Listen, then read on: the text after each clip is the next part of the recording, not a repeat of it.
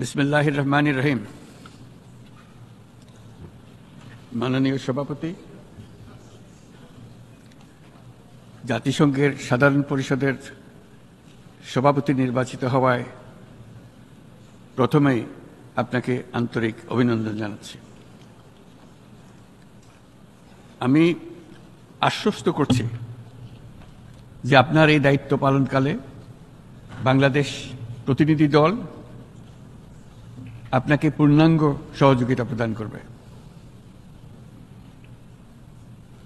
জাতিসংঘের ম্যান্ডেটকে সমুন্নত রেখে বৈশ্বিক সংকটসমূহ নিরসনে মহাসচিব অ্যান্টোনিও গুতেরেসের দৃঢ় প্রতিজ্ঞ সাফল্যমণ্ডিত নেতৃত্বের জন্য তাকেও জানাই আন্তরিক সাধুবাদ। সামিট অব দ্য ফিউচার আয়োজনে আমি মহাসচিবের দূরদর্শী ভূমিকার বিশেষ প্রশংসা করছি। সম্মেলনে যে pact for the future and declaration on future generations সর্বসম্মতভাবে গৃহীত হয়েছে, তা এজেন্ডা 2030 পরবর্তী বৈশ্বিক উন্নয়ন কর্মপন্থা নির্ধারণে বিশেষ সহায়ক হবে বলে আমি মনে করি। বাংলাদেশ বিশ্বাস করে যে এই সম্মেলনের অর্জন বৈশ্বিক সমৃদ্ধি অর্জনের জন্য আমাদের সবার অভিপ্রায় ও সহযোগিতা কাঠামো প্রণয়নে দিক নির্দেশক হিসেবে কাজ করবে। এই জুলাই আগস্ট মাসে বাংলাদেশে যে যুগান্তকারী পরিবর্তন সংগঠিত হয়েছে তার প্রেক্ষিতেই আজ আমি বিশ্ব সম্প্রদায়ের এই মহান সংসদে উপস্থিত হতে পেরেছি। আমাদের গণমানুষের, বিশেষ করে তরুণ সমাজের অফুরন্ত শক্তি আমাদের বিদ্যমান রাষ্ট্র কাঠামো ও প্রাতিষ্ঠানিক আয়োজনগুলো আমূল রূপান্তরের এক নতুন সম্ভাবনার দ্বার উন্মোচন করেছে। আমাদের ছাত্র ও যুব সমাজের আন্দোলন প্রথম দিকে মূলত ছিল বৈষম্য বিরোধী আন্দোলন, পর্যায়ক্রমে তা গণ আন্দোলনের রূপ নিয়েছে। এরপর সারা পৃথিবী অবাক বিস্ময়ে দেখেছে কিভাবে সমগ্র বাংলাদেশের মানুষ একনায়কতন্ত্র, নিপীড়ন, বৈষম্য, অবিচার ও দুর্নীতির বিরুদ্ধে রাজপথ ও সামাজিক যোগাযোগের মাধ্যমে দৃঢ়ভাবে রুখে দাঁড়িয়েছিল। আমাদের ছাত্র জনতা তাদের অদম্য সংকল্প ও প্রত্যয়ের মাধ্যমে একটি স্বৈরাচারী ও অগণতান্ত্রিক শাসন ব্যবস্থা থেকে আমাদের মুক্তি এনে দিয়েছে। তাদের এই সংকল্পের মধ্যেই আমাদের দেশের ভবিষ্যৎ নিহিত, যা এই দেশকে বিশ্ব সম্প্রদায়ের মাঝে একটি দায়িত্বশীল জাতির মর্যাদায় উন্নত করবে বলে আমি বিশ্বাস করি। এই গণ আন্দোলন রাজনৈতিক অধিকার ও উন্নয়নের সুবিধাবঞ্চিত বাংলাদেশের আপামর জনসাধারণকে ঐক্যবদ্ধ করেছে।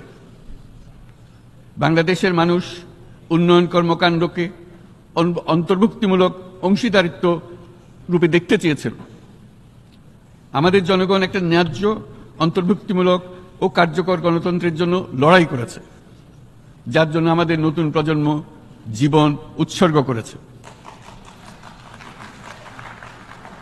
আমাদের এই তরুণীরা যে প্রজ্ঞা, সাহস ও প্রত্যয় দেখিয়েছে তা আমাদের অভিভূত করেছে, সারা বিশ্ববাসীকে অভিভূত করেছে।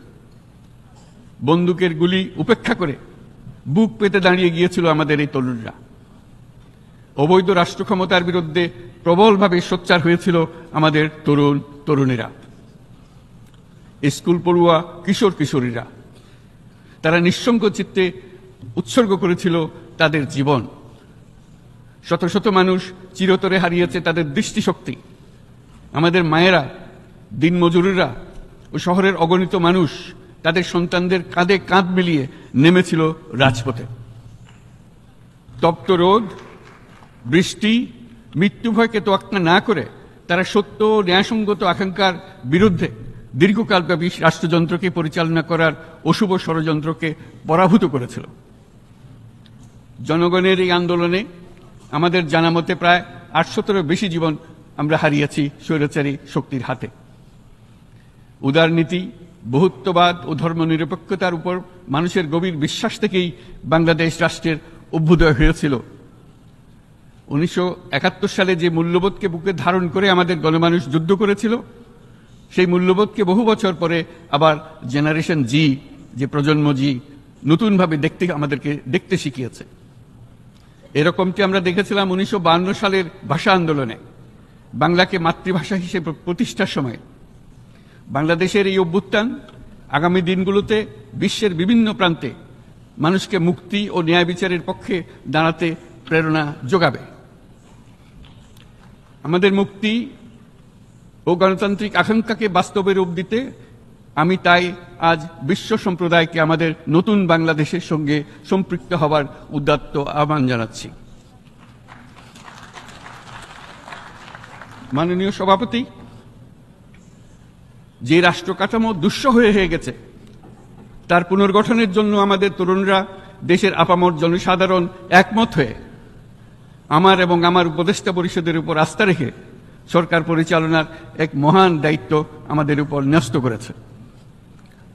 এই দায়িত্ব গ্রহণের পর আমরা গভীর বিস্ময় ও হতাশার সঙ্গে মুখোমুখিভাবে দেখতে পাচ্ছি কিভাবে সর্বগ্রাসী দুর্নীতি একটি কার্যকর গণতান্ত্রিক ব্যবস্থাকে ধ্বংসস্তূপে পরিণত করেছে, কিভাবে রাষ্ট্রের মূল প্রতিষ্ঠানগুলোকে নির্মমভাবে দলীয়করণের আবর্তে বন্দী করে রাখা হয়েছিল, কিভাবে জনগণের অর্থকে লুটপাট করা হয়েছিল, কিভাবে একটি বিশেষ স্বার্থান্বেষী গোষ্ঠী সমস্ত ব্যবসা বাণিজ্যকে অন্যায়ভাবে নিজেদের হাতে কুক্ষিগত করে দেশের সম্পদ অবাধে বিদেশে পাচার করে দিয়েছে। এক কথায়, কিভাবে প্রত্যেকটি পর্যায়ে ন্যায়, নীতি ও নৈতিকতা অদৃশ্য হয়ে গিয়েছিল। এরকম এক অবস্থার দেশকে পুনর্গঠন এবং জনগণের কাঙ্ক্ষিত রাষ্ট্র ব্যবস্থা প্রতিষ্ঠিত করার জন্য আমাদের উপর দায়িত্ব প্রদান করা হয়েছে। অতীতের ভুলগুলোকে সংশোধন করে একটা প্রতিযোগিতামূলক ও শক্তিশালী অর্থনীতি এবং ন্যায়ভিত্তিক সমাজ ব্যবস্থা গড়ে তোলায় এই মুহূর্তে আমাদের মূল লক্ষ্য। বর্তমান পরিবর্তিত পরিস্থিতিতে সকল রাজনৈতিক দল এখন স্বাধীনভাবে তাদের মতামত প্রকাশ করতে পারছে। যেসব ব্যক্তি বা প্রতিষ্ঠান রাষ্ট্রীয় কাজ ও সিদ্ধান্ত গ্রহণ করার প্রক্রিয়ায় সম্পৃক্ত, তাদের প্রত্যেকের জবাবদিহিতা নিশ্চিত করাই আমাদের অগ্রাধিকার। আমরা মানুষের মৌলিক অধিকারকে সমুন্নত ও সুরক্ষিত রাখতে দৃঢ়প্রতিজ্ঞ। আমাদের দেশের মানুষ মুক্তভাবে কথা বলবে, ভয়ভীতি ছাড়া সমাবেশ করবে, তাদের পছন্দের ব্যক্তিকে ভোট দিয়ে নির্বাচিত করবে, এটাই জাতির আকাঙ্ক্ষা এবং এটাই আমাদের লক্ষ্য। বিচার বিভাগের স্বাধীনতা সংরক্ষণ ও সাইবার ডোমেইন সহ গণমাধ্যমের স্বাধীনতা সুসংহতকরণে আমরা প্রতিজ্ঞাবদ্ধ। আমাদের একজন কৃষক বা একজন শ্রমিকের সন্তানও যেন সমাজের সর্বোচ্চ শিখরে পৌঁছতে পারে, সেই লক্ষ্যে বিশালকার অবকাঠামো নির্মাণের বদলে স্বাস্থ্য ও শিক্ষা খাতে বরাদ্দ বৃদ্ধির আমরা গুরুত্ব আরোপ করছি। রাষ্ট্র ব্যবস্থার সকল পর্যায়ে সুশাসন ফিরিয়ে আনাই আমাদের অভীষ্ট। বাংলাদেশে যেসব আন্তর্জাতিক, আঞ্চলিক এবং দ্বিপাক্ষিক চুক্তির পক্ষভুক্ত, সেগুলো প্রতিপালনে আমাদের সরকার বদ্ধপরিকর। জাতিসংঘ সহ বহুপাক্ষিক বিশ্ব কাঠামোতে বাংলাদেশের সক্রিয় অংশগ্রহণ ও অবদান অব্যাহত থাকবে। পারস্পরিক শ্রদ্ধাবোধ, মর্যাদা ও স্বার্থরক্ষণের ভিত্তিতে বাংলাদেশ বিশ্বের সকল রাষ্ট্রের সাথে বন্ধুত্বপূর্ণ সম্পর্ক বজায় রাখবে। মাননীয় সভাপতি, গত 7 সপ্তাহের মধ্যে আমাদের সরকার বিভিন্ন গুরুত্বপূর্ণ পদক্ষেপ গ্রহণ করেছে। আমাদের অনুরোধে সাড়া দিয়ে জাতিসংঘের মানবাধিকার বিষয়ক হাই কমিশনার বাংলাদেশের গণ আন্দোলনকালে সংগঠিত মানবাধিকার লঙ্ঘনের বিষয়ে বিস্তৃত অনুসন্ধান এবং এইসব বিষয়ে ঘটনার পুনরাবৃত্তি রোধে পরামর্শ প্রদানের জন্য একটা ফ্যাক্ট ফাইন্ডিং কমিশন গঠন এবং তার কাজ শুরু করার জন্য দ্রুত বাংলাদেশে পাঠিয়ে দিয়েছে। আমি তাকে বাংলাদেশের পক্ষ থেকে অশেষ ধন্যবাদ জানাচ্ছি। দায়িত্বভার গ্রহণের 2 সপ্তাহের মধ্যে আমরা গুম প্রতিরোধে যে আন্তর্জাতিক কনভেনশন রয়েছে তাতে যোগদান করেছি।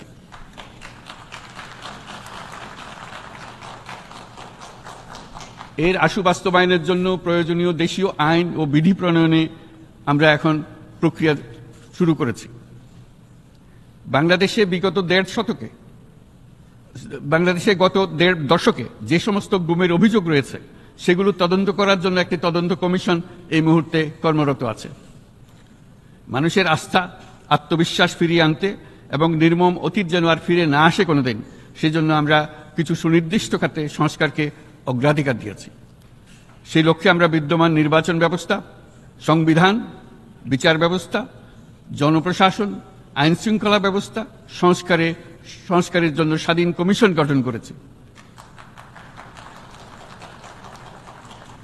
সংবাদপত্র ও গণমাধ্যমের সংস্কারের জন্যও পৃথক কমিশন সহ আরও কয়েকটি বিশেষ বিষয়ে কমিশন গঠন প্রক্রিয়াধীন রয়েছে। ব্যবসা বাণিজ্যে অনুকূল পরিবেশ সৃষ্টির লক্ষ্যে আমরা ব্যাংক ও আর্থিক খাতের ব্যাপক সংস্কারের উদ্যোগ গ্রহণ করেছি। কোনো বিদেশি ব্যবসা বা বিনিয়োগ যেন ক্ষতিগ্রস্ত না হয় তা নিশ্চিত করতেও আমরা বদ্ধপরিকর। এইসব সংস্কার যেন টেকসই হয়, দীর্ঘমেয়াদে নিশ্চিত করতে এবং অবাধ ও নিরপেক্ষ অংশগ্রহণমূলক নির্বাচনের জন্য উপযোগী পরিবেশ সৃষ্টি করতে আমরা কাজ করে যাচ্ছি।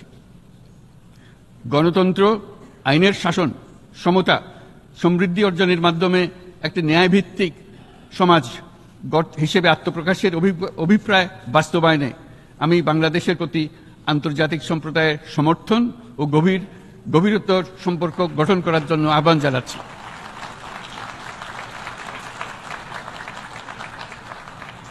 মাননীয় সভাপতি, বাংলাদেশ মনে করে যে শান্তি রক্ষা ও সংঘাত মোকাবেলা জনগণের সমৃদ্ধি নিশ্চিত করার মূল চালিকা শক্তি।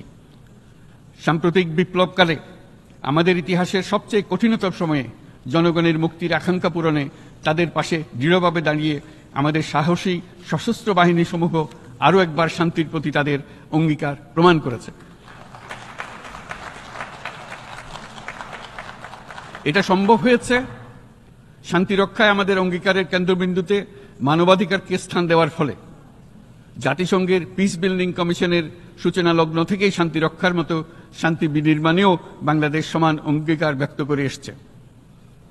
আমাদের দিনগুলোতে আমরা জাতিসংঘের শান্তি রক্ষা কার্যক্রমে আমাদের মূল্যবোধ ভিত্তিক অবদানের ধারাবাহিকতা রক্ষা, সমুন্নত ও প্রসারিত করতে বদ্ধপরিকর।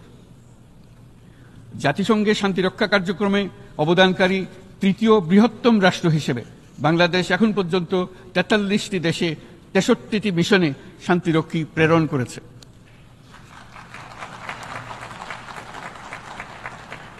বসনিয়া থেকে শুরু করে কঙ্গো পর্যন্ত বিশ্বের বিভিন্ন প্রান্তে এসব মিশনে দায়িত্ব পালনকালে ১৬৮ জন বাংলাদেশি শান্তিরক্ষী নিজেদের জীবন বিসর্জন দিয়েছে।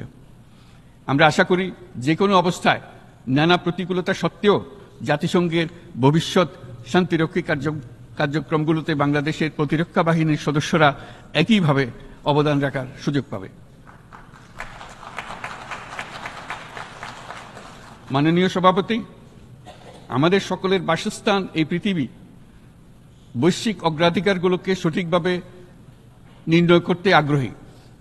জলবায়ু পরিবর্তন আমাদের সকলের অস্তিত্বের প্রতি হুমকি স্বরূপ।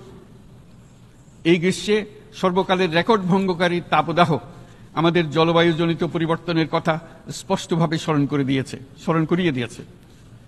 আমাদের যা প্রয়োজন তা হলো জলবায়ু সম্পর্কিত ন্যায় বিচার, যাতে করে দায়িত্বজ্ঞানহীন সিদ্ধান্ত, উদাসীন আচরণ কিংবা এর মাধ্যমে সাধিত ক্ষতির বিষয়ে যারা সংশ্লিষ্ট তাদের দায়বদ্ধ করা যায়। জলবায়ু পরিবর্তনজনিত দীর্ঘমেয়াদী প্রভাবগুলো অপূরণীয় ক্ষতির কারণ হয়ে দাঁড়িয়েছে।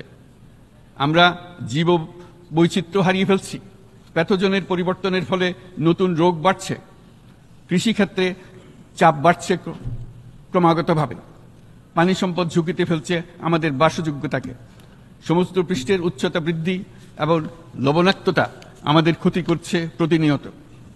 ঘূর্ণিঝড়ের সংখ্যা ও মাত্রা বৃদ্ধির কারণে যেই ক্ষতি হচ্ছে তাকে উপেক্ষা করার সুযোগ নেই। ক্ষুদ্র কৃষক, প্রান্তিক পর্যায়ে জীবিকা অন্বেষণকারীরা জলবায়ু পরিবর্তনজনিত ঝুঁকির মুখোমুখি হচ্ছে সবচেয়ে বেশি। আমি আজ এই বিশ্ব সভায় যখন কথা বলছি তখন বাংলাদেশের পূর্বাঞ্চলে ৫০ লাখেরও অধিক মানুষ তাদের জীবদ্দশায় হওয়ার সবচেয়ে ভয়াবহ বন্যা মোকাবেলা করে যাচ্ছে। মহাসচিব গুতেরেস আমাদেরকে দেখিয়েছেন যে বিদ্যমান পরিক্রমা অব্যাহত থাকলে বিশ্বের গড় তাপমাত্রা ২.৭ ডিগ্রি সেলসিয়াস বৃদ্ধির দিকে অগ্রসর হতে থাকবে। তাই বাংলাদেশের মতো জলবায়ু ঝুঁকিতে থাকা দেশগুলোতে অভিযোজনের জন্য ব্যাপক বিনিয়োগের আহ্বান জানাচ্ছি।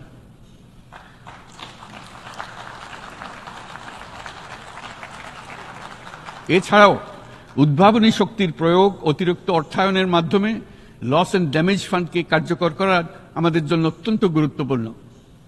একইভাবে আমাদের প্রয়োজন প্রযুক্তির সহজলভ্যতা, সক্ষমতা বৃদ্ধি। নির্দিষ্ট করে বললে আমাদের দরকার জীবন রক্ষাকারী প্রযুক্তি, বিশেষত কৃষি, পানি এবং জনস্বাস্থ্য খাতে, যেখানে ক্ষুদ্র ক্ষুদ্র উদ্ভাবন এবং সমাধানসমূহ ঝুঁকিতে থাকা জনগোষ্ঠীকে রক্ষা করতে পারে। জলবায়ু সংকটের মোকাবেলা এবং বৈশ্বিক অর্থনীতি সুসংহতকরণে আমাদের যুগপৎভাবে কাজ করতে হবে। বিশ্ব সম্প্রদায় এখন কার্বন মুক্ত পৃথিবী গড়ে তুলতে মনোযোগী হচ্ছে। বিশ্বের অধিকাংশ মানুষকে এই ধরনের পরিবর্তনের সুফলভোগী করতে হলে নেট জিরো পৃথিবীর দিকে আমাদেরকে অগ্রসর হতে হবে। বাংলাদেশের মতো দেশগুলোকে সাথে নিয়ে যেতে হবে। তা না হলে পারস্পরিক দায়িত্ববোধের মাধ্যমে পারস্পরিক সমৃদ্ধি অর্জনে আমাদের সার্বজনীন অঙ্গীকার পূরণে পিছিয়ে পড়ব আমরা। এই ক্ষেত্রে আমি বিশ্বাস করি সমগ্র বিশ্ব একসাথে ৩-০ লক্ষ্য অর্জনের ধারণা বিবেচনা করে দেখতে পারে, যার মাধ্যমে আমরা শূন্য দারিদ্র্য, শূন্য বেকারত্ব এবং শূন্য নেট কার্বন নিঃসরণ অর্জন করতে পারি। যেখানে পৃথিবীর প্রতিটি তরুণ তরুণী চাকরি প্রার্থী না হয়ে বরং উদ্যোক্তা হিসেবে নিজেকে প্রতিষ্ঠিত করার সুযোগ পাবে। তারা যেন এই সম্পদের সীমাবদ্ধতা সত্ত্বেও নিজ নিজ সৃজনশীলতার বিকাশ করতে পারে, যেখানে একটি ব্যবসায়িক উদ্যোগ সামাজিক সুফল, অর্থনৈতিক মুনাফা এবং প্রকৃতির প্রতি দায়িত্বশীলতার মধ্যে একটি চমৎকার ভারসাম্য আনতে পারে, যেখানে সামাজিক ব্যবসার মাধ্যমে যে কোনো ব্যক্তি ভোগবাদী জীবনধারা থেকে উত্তরণ করে সামাজিক ও অর্থনৈতিক পরিবর্তনের সৃজনশীল শক্তি হিসেবে নিজেকে প্রতিষ্ঠিত করতে পারে।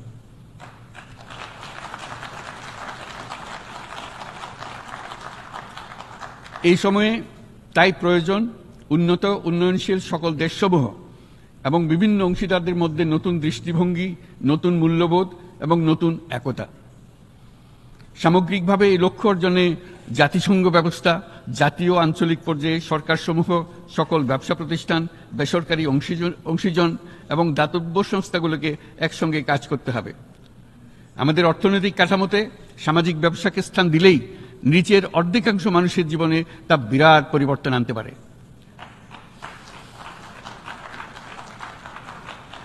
এই পদক্ষেপ একই সঙ্গে জলবায়ুর ধ্বংসাত্মক গতিকে সফলভাবে রোধ করতে পারে এবং বাজার ব্যবস্থার মাধ্যমেই এই মীমাংসা হতে পারে। এ বিষয়ে আমি মহাসচিব গুতেরেসের বিশেষ দৃষ্টি আকর্ষণ করছি। মাননীয় সভাপতি, বহুমুখী সংকটে জর্জরিত বর্তমান বিশ্বে যুদ্ধ এবং সংঘাতের ফলে ব্যাপক ভিত্তিতে মানুষের অধিকার খর্ব হচ্ছে। বিশ্ববাসীর উদ্বেগ এবং নিন্দা সত্ত্বেও গাজায় গণহত্যা থামছে না।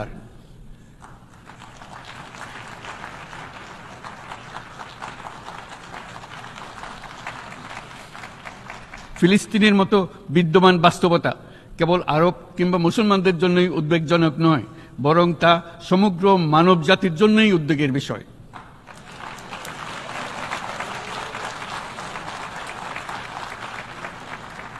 একজন মানুষ হিসেবে প্রত্যেক ফিলিস্তিনির জীবন অমূল্য।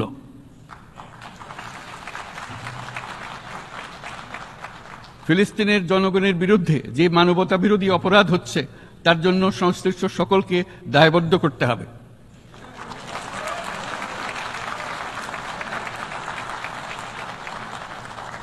ফিলিস্তিনের জনগণের উপর চলমান নৃশংসতা, বিশেষত নারী এবং শিশুদের সাথে প্রতিনিয়ত যে নিষ্ঠুরতা বিশ্ব দেখাচ্ছে, তা থেকে নিস্তারের জন্য বাংলাদেশ অনতিবিলম্বে সম্পূর্ণ যুদ্ধবিরতির আহ্বান জানাচ্ছে।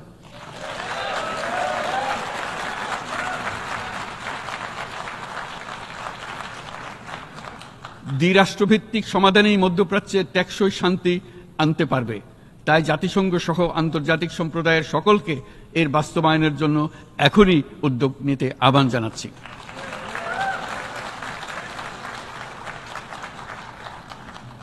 গত ২.৫ বছর ধরে ইউক্রেনে চলমান যুদ্ধে বহু মানুষ প্রাণ হারিয়েছে।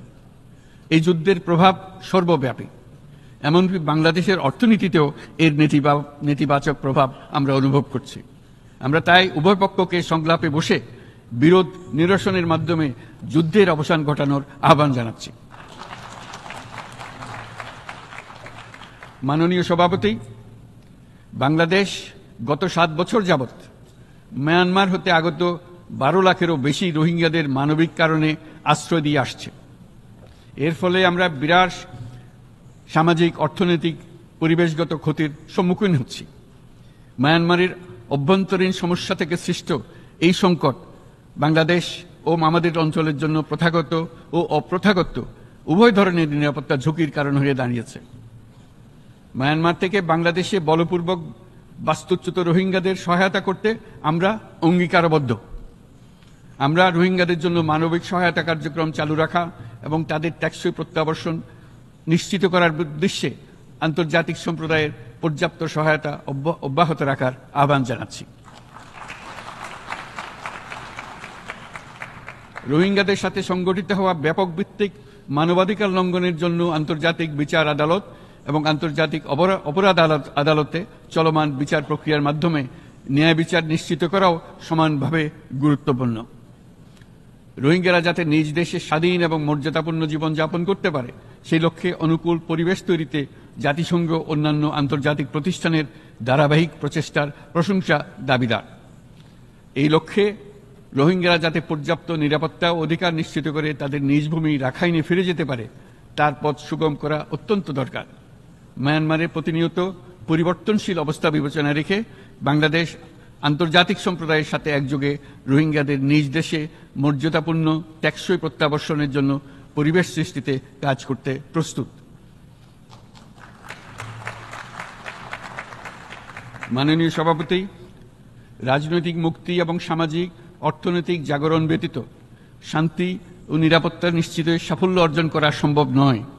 প্রায় 1 দশক পূর্বে বিশ্ব সম্প্রদায় সর্বসম্মতক্রমে এজেন্ডা 2030 প্রণয়ন করেছিল। আমরা সবাই আমাদের সামষ্টিক আকাঙ্ক্ষা ও বিশ্বাস অর্পণ করেছি এই সার্বজনীন টেকসই উন্নয়ন অভিষ্টগুলো অর্জনে। সার্বিকভাবে মাত্র 17% ও কম লক্ষ্যমাত্রা অর্জন হয়েছে। স্পষ্টতই এই ক্ষেত্রে অনেক উন্নয়নশীল রাষ্ট্র আরও পিছিয়ে আছে। উন্নয়নশীল দেশগুলোকে এসডিজি অর্থায়নের বছরে প্রায় 2.5 থেকে 4 ট্রিলিয়ন মার্কিন ডলারের সমান ঘাটতি মোকাবেলা করতে হচ্ছে। উন্নয়নশীল বিশ্বের ঋণের বোঝা, ক্ষয়িষ্ণু আর্থিক সক্ষমতা এবং জলবায়ু পরিবর্তনের ক্ষতিকর প্রভাবের কারণে বাংলাদেশের মতো দেশগুলিতে বেশি ঝুঁকিতে রয়েছে। আমরা আশা করি উন্নয়নের জন্য অর্থায়ন সংক্রান্ত 4র্থ আন্তর্জাতিক সম্মেলনে এই ধরনের জটিল এবং কাঠামোগত সমস্যাগুলোর দিকে নজর দেওয়া হবে। বহুপাক্ষিক আর্থিক প্রতিষ্ঠানগুলোকে এমন অভিন্ন লক্ষ্যে নিয়ে যাওয়ার কাজ করতে হবে যাতে সকল রাষ্ট্র সমানভাবে সম্পদ ও সুযোগের ব্যবহার করতে পারে। তারা নিজেদের কর্মসূচিতে সামাজিক ব্যবসাকে গুরুত্বপূর্ণ ভূমিকা দিতে পারে যাতে নিম্ন আয়ের দেশগুলোর বাস্তবতাকে বিশেষভাবে মোকাবেলা করা যায়, যা ব্যবসায়ী উদ্যোগ এবং ব্যক্তির সৃজনশীলতাকে উদ্বুদ্ধ করে, যা বঞ্চিত জনগোষ্ঠীকে বিশালভাবে সহায়তা করে। এই ক্ষেত্রে অবৈধ অর্থের প্রবাহ এবং উন্নয়নশীল দেশগুলো থেকে সম্পদ পাচার বন্ধ করা অত্যন্ত আবশ্যক। উন্নয়নশীল দেশগুলো থেকে পাচার হয়ে যাওয়া সম্পদ ফেরত আনার জন্য আন্তর্জাতিক সহযোগিতা জোরদার করতে হবে। আমরা আশা করি কর ফাঁকি রোধে আন্তর্জাতিক কর কনভেনশন অতি শীঘ্রই গৃহীত হবে। মাননীয় সভাপতি, আমরা যে নিবিড়ভাবে সংযুক্ত বিশ্বে বসবাস করছি সেখানে অভিবাসন এবং মানুষের অবাধ প্রবাহ এক অলঙ্ঘনীয় বাস্তবতা। বাংলাদেশি নাগরিকরা প্রতিনিয়ত বিভিন্ন দেশে অভিবাসী হিসেবে যাচ্ছেন। তারা বিভিন্ন দেশে তাদের কর্মসংস্থানের সন্ধানে আছেন। বিশ্বের বিভিন্ন প্রান্তে এই মুহূর্তে প্রায় 1.5 কোটি প্রবাসী বাংলাদেশি আছেন। সকলের জন্য অভিবাসনের উপযোগিতা নিশ্চিত করতে বিশ্ব সমাজকে নিরাপদ, সুশৃঙ্খল এবং নিয়মিত মর্যাদাপূর্ণ অভিবাসনের পথ সুগম করতে হবে। আন্তর্জাতিক সম্প্রদায়কে অভিবাসীদের মানবাধিকার এবং তাদের প্রতি মানবিক আচরণ নিশ্চিত করতে হবে। অভিবাসনের উপর 2018 সালে যে গ্লোবাল কম্প্যাক্ট অন মাইগ্রেশন গৃহীত হয়েছে তার পূর্ণ বাস্তবায়নে বাংলাদেশ প্রতিশ্রুতিবদ্ধ এবং একই সাথে অনিরাপদ অভিবাসন রোধেও আমরা বদ্ধপরিকর। মাননীয় সভাপতি, প্রতি বছর প্রায় 25 লক্ষ তরুণ তরুণী বাংলাদেশের শ্রমবাজারে যুক্ত হচ্ছেন। বাংলাদেশের বিপুল জনশক্তির প্রায় 2/3 তরুণ। এই জনশক্তিকে বর্তমান ও আগামীর জন্য গড়ে তোলা বাংলাদেশের জন্য একটা বড় চ্যালেঞ্জ। ক্রমপরিবর্তনশীল কর্মজগতে একজন তরুণকে প্রতিনিয়ত নতুন দক্ষতা অর্জন করতে হয়। এই কর্মপরিবেশের সাথে মানিয়ে নেওয়া শিখতে হয়। এই জন্য বাংলাদেশ যখন মধ্যম আয়ের দেশ হিসেবে উন্নতি হচ্ছে, তখন আমরা শিক্ষা এবং প্রযুক্তিগত সহায়তা লাভের উপর বিশেষ জোর দিচ্ছি। এবার কৃত্রিম বুদ্ধিমত্তার বিষয়ে আসি। কৃত্রিম বুদ্ধিমত্তার অভাবনীয় বিকাশ এবং এর বহুমাত্রিক প্রয়োগে বাংলাদেশ বিশেষভাবে আগ্রহী। আমাদের তরুণ সমাজ জেনারেটিভ আর্টিফিশিয়াল ইন্টেলিজেন্সের সম্ভাবনা নিয়ে উচ্ছ্বসিত। একজন বিশ্ব নাগরিক হিসেবে তারাও চায় নতুন পৃথিবীতে নিয়োজিত হতে, কর্মক্ষম হিসেবে নিজেকে গড়ে তুলতে। বাংলাদেশের মতো বৃহৎ তরুণ জনগোষ্ঠীর দেশ যাতে কৃত্রিম বুদ্ধিমত্তার প্রয়োগজনিত অর্জিত সুফল থেকে পিছিয়ে না পড়ে, বিশ্ব সম্প্রদায়কে তা নিশ্চিত করতে হবে। একই সঙ্গে নিশ্চিত করতে হবে যেন কৃত্রিম বুদ্ধিমত্তার কারণে কর্মক্ষেত্রে মানুষের চাহিদা ক্রমাগতভাবে সংকুচিত হয়ে না যায়। এই প্রসঙ্গে আমি উল্লেখ করি যে আমরা ভিন্ন একটা ইন্টেলিজেন্স, অটোনোমাস ইন্টেলিজেন্স, অর্থাৎ যে কৃত্রিম বুদ্ধিমত্তা নিজেই নিজের কৃত্রিম বুদ্ধিমত্তাকে সম্প্রসারিত করতে পারে মানুষের কোনো হস্তক্ষেপ ছাড়াই, তার ব্যাপারে আমরা বৈজ্ঞানিকদের দৃষ্টি আকর্ষণ করতে চাই। তারা যেন এই ক্ষেত্রে অগ্রসর হওয়ার আগে মানুষের উপরের প্রভাব সম্বন্ধে নিশ্চিত হয়ে অগ্রসর হন। আমাদের ধারণা অটোনোমাস ইন্টেলিজেন্স মানুষের অস্তিত্বকে বিপন্ন করে তুলতে পারে, কাজে এই ব্যাপারে আমাদের সম্পূর্ণ সজাগ থাকতে হবে। মাননীয় সভাপতি, আমাদের আসলে দরকার নতুন ধরনের সহযোগিতা কাঠামো, যেখানে বৈশ্বিক ব্যবসা ও জ্ঞানের অধিকারী গোষ্ঠী মানুষের চাহিদাগুলোকে যথাযথভাবে অনুধাবন করবে। আন্তর্জাতিক সহযোগিতার মাধ্যমে উন্নয়নশীল দেশগুলোর জন্য এমন একটি রূপান্তরকারী ব্যবস্থা তৈরি করতে হবে যা কর্মসংস্থান, আর্থসামাজিক প্রতিকূলতা বা জীবিকার জন্য যুৎসয় সমাধান নিশ্চিত করবে।